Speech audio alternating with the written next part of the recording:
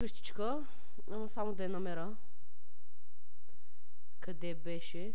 Да, ето я. Тук правихме крафтинг. Ето ми е къщичката. Не е нещо особено. Още не съм довършил. В смисъл, просто е така, защото аз обичам много да строя. Сега ще ви покажем Warp Event. Какво?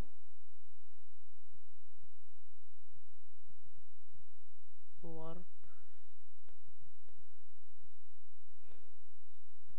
О май гаш, нещо не мога влезна в евента, не знам що. Warp Master This. Няма такъв нещо, така ми пише, не знам и аз. Трябва да влезна от тук отгоре. Да.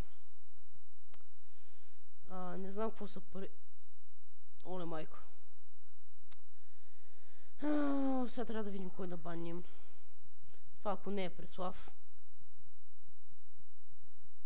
Сега ще го инспектнем. Мамка ти. Що не ми пишеше типа майката? Не мога видя кой го е парил. Go inspect. Добре, няма значение. Ще ги измахам. Другия път, който го е направил, да му мисли. Това е. Трябва да само че да create warp event. Set warp event. Добре. Тук за нас ще направим тук старт евенти глупости. Warp shop. Добре, нещо се е багнал сървъра, няма ги ларповете. Сега ще направим warp enchanting.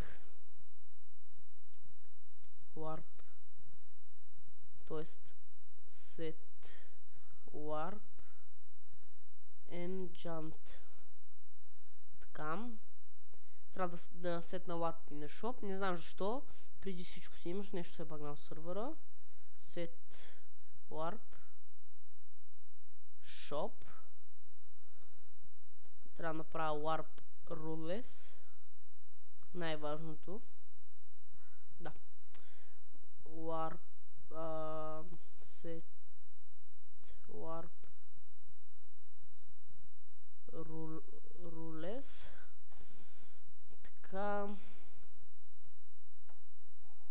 Не знам, нещо като сме спирали сървъра се е багнал. Само търся хостер за сървъра, защото сървъра не е с Real IP и е с хамачи. И няма кой да го хоства. Ако някой от вас има Real IP, да ми пише, скайпа ми ще бъде в описанието. Да ми пише, ще го повишим. Ако е с Real IP,